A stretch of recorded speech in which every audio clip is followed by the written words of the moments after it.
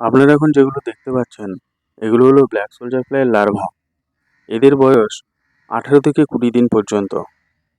তো এই black soldier ফ্লাইয়ের লার্ভাগুলো তার পরবর্তী স্টেজে যাবে, সেটা হলো প্রি পিউপা, অর্থাৎ এদের কালারটা একটু কালো কালো কালারের হয়ে যাবে। এবং প্রি পিউপার পরবর্তী স্টেজ হলো পিউপা, তখন এরা টোটালি কালো হয়ে যাবে। এখানে দেখতেই পাচ্ছেন, এখানে একটা দুটো কালো কালারের রয়েছে, অর্থাৎ এরা পুরোপুরি পিউপাতে পরিণত হয়েছে। তখন এরা টোটালি খাবার দাবার বন্ধ করে দেবে। এবং এই প্রি পিউপা, তারপরে পিউপা এবং তার পরবর্তী স্টেজ হলো স্টিক, অর্থাৎ এরা কালো হওয়ার পরে, অর্থাৎ পিউপা হওয়ার পরে এরা স্টিক অবস্থায় চলে আসবে, অর্থাৎ নড়াচড়া টোটালি বন্ধ হয়ে যাবে। এবং নড়াচড়া বন্ধ হয়ে যাওয়ার পর কিছুদিনের মধ্যেই এরা পূর্ণাঙ্গ ব্ল্যাক সোলজার ফ্লাইয়ে পরিণত হবে। তো এই হলো এদের এই সিস্টেমটা।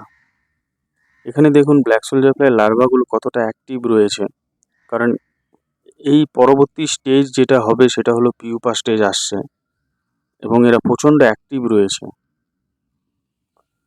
তো এই ব্ল্যাক সোলজার ফ্লাইয়ের পিউপার পরবর্তী স্টেজ যেটা আমি বললাম স্টিক অবস্থা, তারপরে এরা পূর্ণাঙ্গতে পরিণত হবে। তো একটা জিনিস খেয়াল রাখতে হবে, যখনই এদের কালারটা এরকম ব্রাউন ব্রাউন বা ব্ল্যাক ব্ল্যাক হয়ে যাবে, তখন তাদেরকে বাছাই করে যে লাভ কেস বা যে মশারির ভিতরে ব্ল্যাক সোলজার ফ্লাই পূর্ণাঙ্গগুলো রাখা হয় সেখানে রেখে দিতে হবে। না হলে এখান থেকে যে কোনো সময় এরা স্টিক অবস্থায় চলে এসে উড়ে যেতে পারে বাইরে।